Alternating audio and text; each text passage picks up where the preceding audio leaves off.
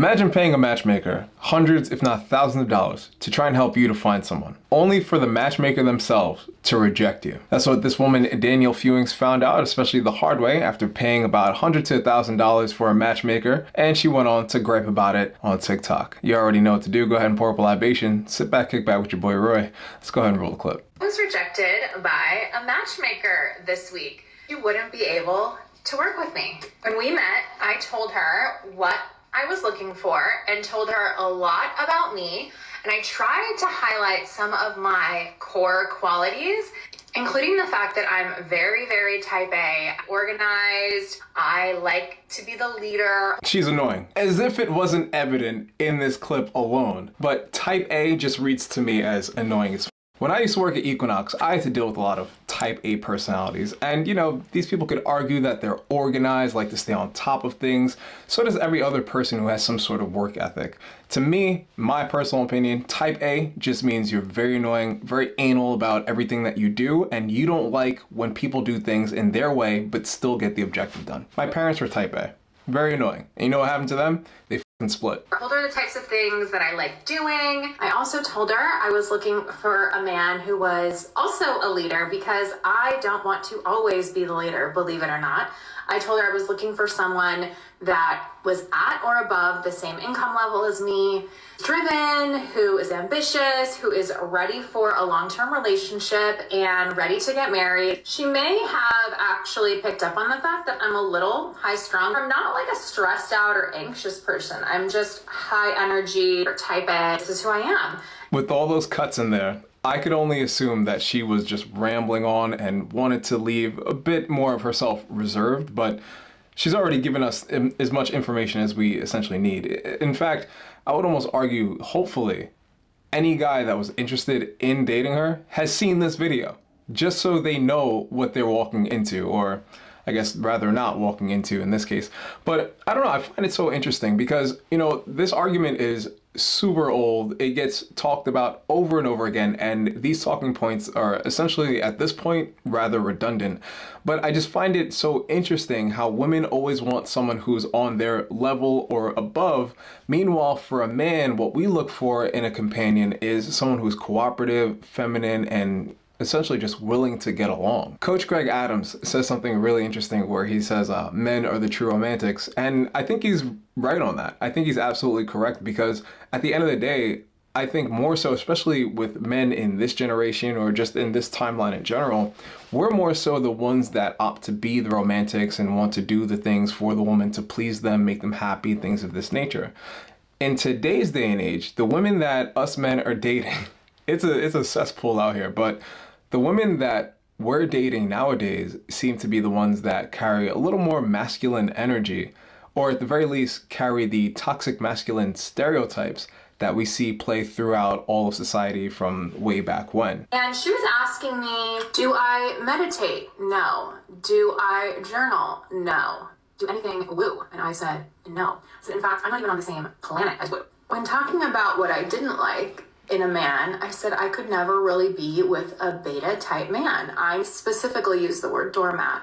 I said I would chew them up and spit them out. And her response was, well, I married that type of man. She was saying that, you know, men really like a soft woman, and I should try some of these vision board, journaling, meditating type of things. Would never gonna be that type of person. She also said that she could sense I had some walls up, which of course, I'm coming to meet a woman who I'm asking to find my future husband at the rate of several $1,000s. I, of course, am going to be here really just trying to interview you, my dear friend. Here's what I'm thinking, though.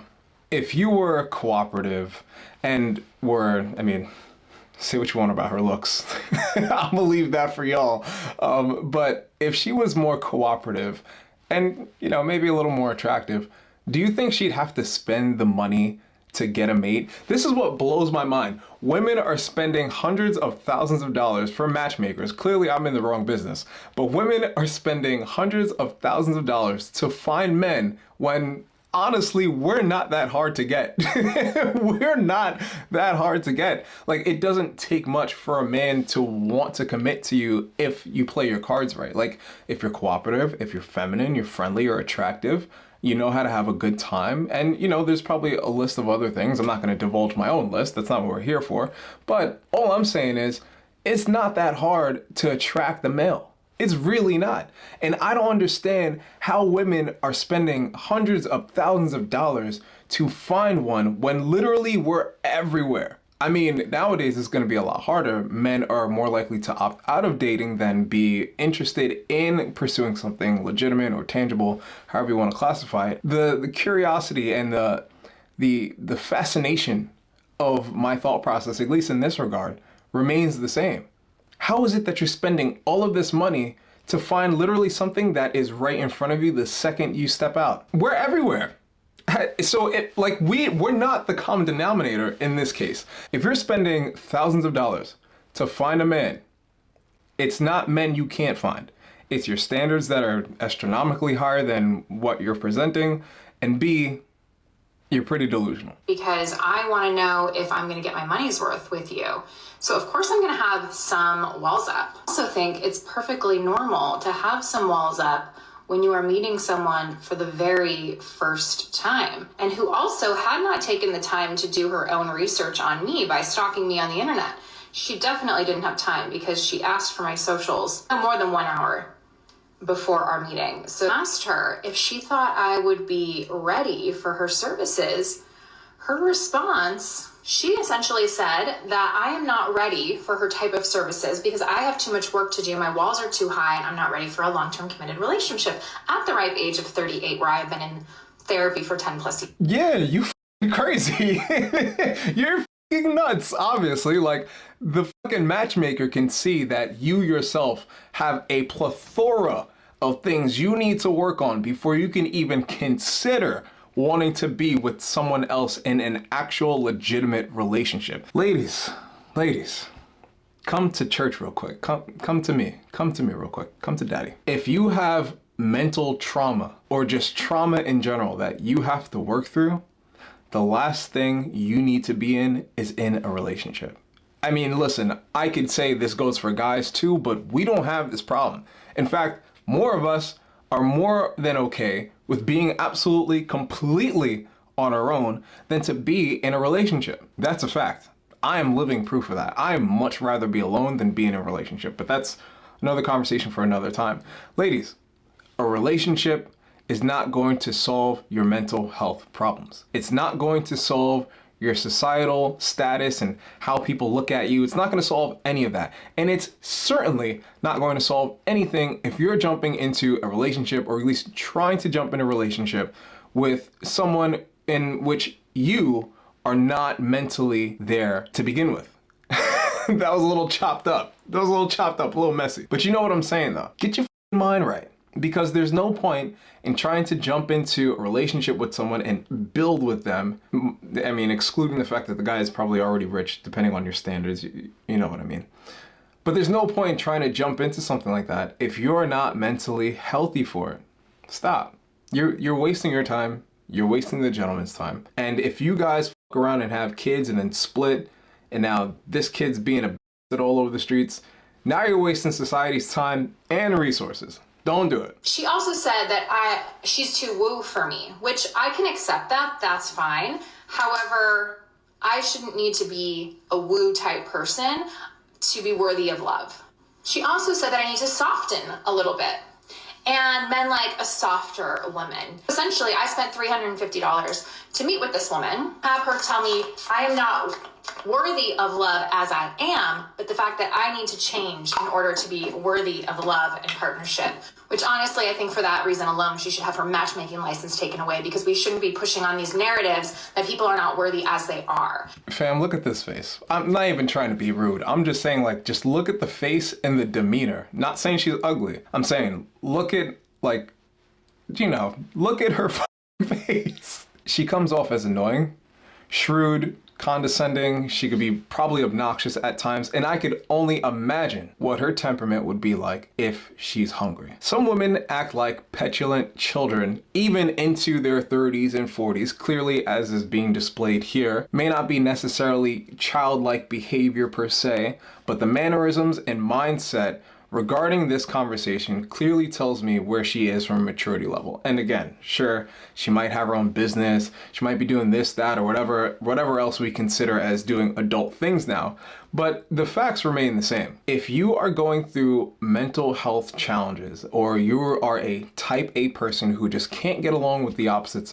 ladies, again, speaking to you can't get along with men, you constantly get into arguments, you don't want a leader, but you want to be led it sometimes because you don't always want to be the leader, make up your mind. Make up your mind. And listen, going into 2024, it's only going to get worse for y'all. Yes, you ladies, it's going to get worse for you.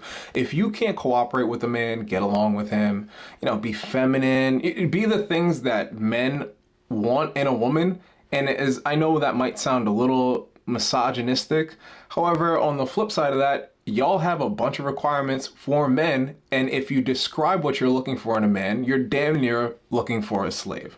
So considering everything, make it all, even, you need to shape up. Ladies, y'all better shape up, for real. And essentially telling women that the type of woman they are isn't worthy of love. That is a narrative that should not... It's not that you're not worthy of love. I mean, that's another conversation for another day. Me personally speaking, I don't think everyone is worthy of love. And this doesn't come from childhood traumas or anything, but I don't necessarily think I'm worthy of love, because the type of love that society has defined in today's day and age, I want zero parts of. I want absolutely no part of that. So if we're going by that definition, I'm not worthy of love, I will never be worthy of love, and I'm absolutely okay with it. But going back to this woman, it's not that she's not worthy of love. It's just that no guy with the spine, with the backbone, the thing that she's looking for, is gonna want to deal with that. Ladies, this isn't a fucking rom-com. Your dream guy is not gonna get into an argument with you and then out of nowhere just put you in a chokehold and push you up against the wall and whisper a bunch of sultry in your ear to make you calm down. No, realistically, you're gonna get broken up with, and that's gonna be the end of the relationship. What are y'all thinking? Be given to anyone, or it is dangerous commentary, and the fact that she said this to my face had some audacity. Well, we're celebrating my 38th birthday tonight, and we are gonna wash all of what she said aside. I am so excited, and we're gonna believe that no matter the type of woman you are, love is out there for you. We are not gonna listen to this toxic narrative. It's not. Ladies, it's not. If you're gonna keep acting like an asshole and act uncooperative, you're gonna get left behind. You're gonna get left behind. It is what it is. I don't know how else to explain this. There's tons of other guys that are explaining this point. There are even some women out there that are also trying to explain this perspective. But ladies, if you try to come into, not even a relationship, if you come across a man with a backbone and on the first date you're acting like this, it's over for you. I'm sorry, but there's just no saving you. Anyway, we got some comments from the viewers that watched this on TikTok. Let's go ahead and run through those real quick and get a taste for a couple of different perspectives. So we got one here that says, not everyone is worthy of love, which again, I agree with, especially if we're going by, today's day and age's definition. I definitely don't think everyone is worthy of love. But even if we're going back to just, what love used to be, right? Before Hollywood got a hold of it and contorted and twisted into a bunch of foul things. Yeah, not everyone's worthy of love. Anyway, moving on. Show all your first dates this video. That is exactly what I was thinking. Because again, I hope guys that are interested and want to see this woman or want to go out on a date, just catch up for drinks or whatever the case may be, I hope they see this. Just so they know what they're getting into. Because I'm of the belief that if every man was able to see the woman that they were interested in at their worst, I would say 8 out of 10 times that guy would no longer pursue her. I'm just saying, because you know how it is. The first 6 months, everything is great. You see her representative, she's on her P's and Q's, and then you meet her a year in and everything goes to shit. That's all I'm saying. Now we got one from a woman named Siona, who says, you can't be a leader and want a leader. An alpha man wants a soft woman. And I agree. Listen, I'm not into the titles like alpha, betas, and sigmas.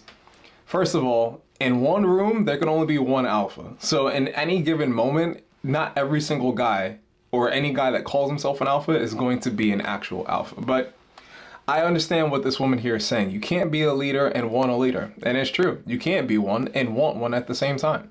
One of you are gonna have to take an L.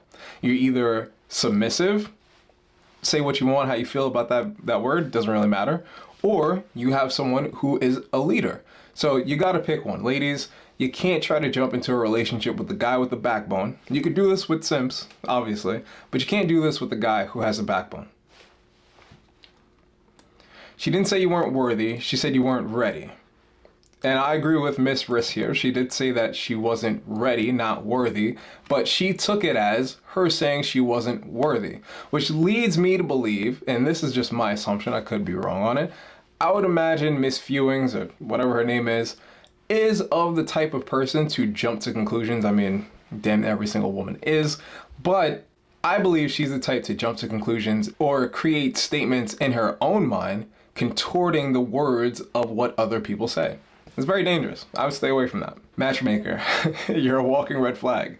You, actually, I'm perfect and everyone should like me no matter what.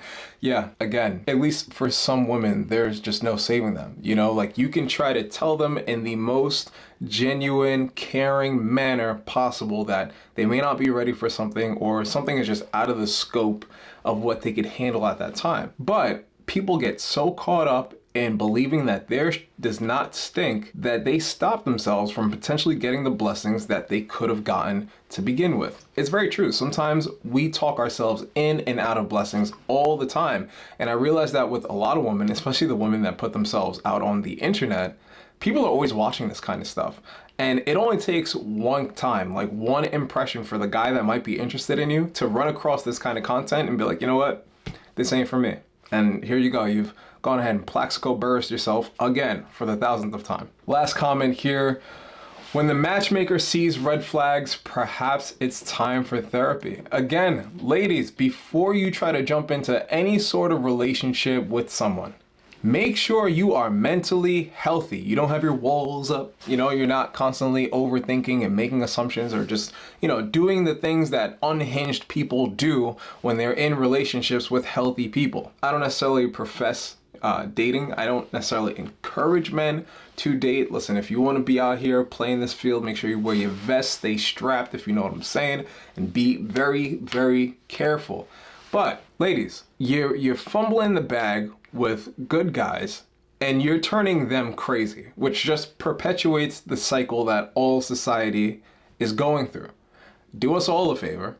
Make sure you're mentally healthy and mentally ready to jump into a relationship before actually doing so. It'll save him and you tons of time. Now, remember what I said about her video potentially having some ramifications going down the line within her dating life in the future? She's got a video out where she literally explains a story about how she was rejected by a man on Hinge because he's seen the very same video that went viral. You know, now part of me wants to say, ladies, stop posting stuff like this on the internet, because if anything, you're just blowing your own chances. However, I want to say thank you for posting stuff like this on the internet because you're helping save the time and lives of me and thousands, if not millions, of other men who might run into you. Let's roll the clip. Already rejected by a Hinge match because of this video. I matched with him on the dating app and we were chatting, and then this video blew up. He said it came across his For You page and he was like, oh, I'm chatting with her. And let me show you what he said. Hinge must speak to TikTok, blah, blah, blah, blah, blah. I realize it didn't work for you, but based off the way you described it, I feel like she's trying to match me with people I would be compatible with. Would you mind giving me her info? Y'all, and of course, I gave him the info, told him exactly who it was because he asked in a private message.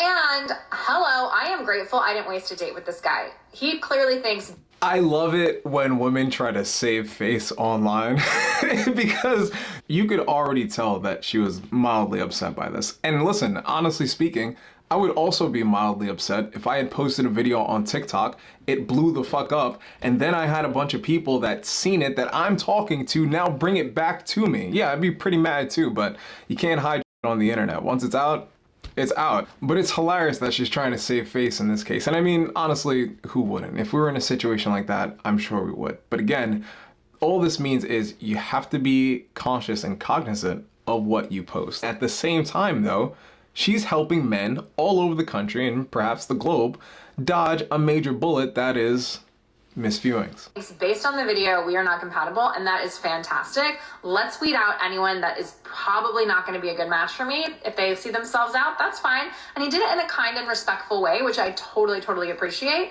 So of course, like I said, I gave him the matchmaker's info, told him to let her know that I was the one that gave it to him, and I hope he finds his match that way. That would just be amazing. I do think that matchmaker is going to help some people find love. Obviously, it's not going to be me. Hopefully, it's this guy. And we can all live happily ever after. Again, you already know she's not happy. You could tell by the body language and the facial expressions as she's recording the video, which clearly show that she's not happy simply because she was rejected. No one likes rejection. That is the nature of things. That is just how things happen. Sometimes you get accepted, sometimes you get rejected. But to act like you're not upset that you got rejected by your own doing, by your own work, mind you, is absolutely disingenuous to not only the conversation, but the whole ideal at large. You know, when we think about dating, we always want to present our best foot forward. We always want to, and especially when we first start the courting process, right? However, it's very interesting to see that those layers are being slowly removed from dating itself, and the foundation we're realizing is very corrosive, because at the end of the day, you're not dating someone's representative, you are dating someone at their core, so long as that they're willing to allow you into that kind of space. And thanks to the internet, we now have people that are bypassing their representative, putting that to the side, and then showcasing who they are at their core. And now obviously this has detrimental or helpful effects on their dating and social dynamics in general. But when it comes to dating and you put your worst foot forward, you're clearly doing not only yourself a disservice, but at the same time, you're kind of helping everyone else out as well. You're letting the men know what they're getting into the first time around. This way, guys aren't being suckered into a relationship. They're not being coddled and deceived by your nice mannerisms, only to then be shafted later down the road by who you actually are. Very interesting stuff. It's a very interesting paradigm that we're seeing.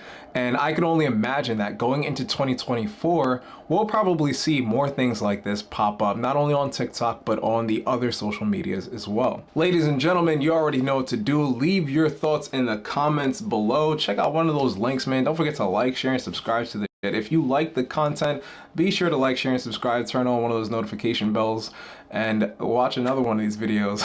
I'll see you in the next one. Peace.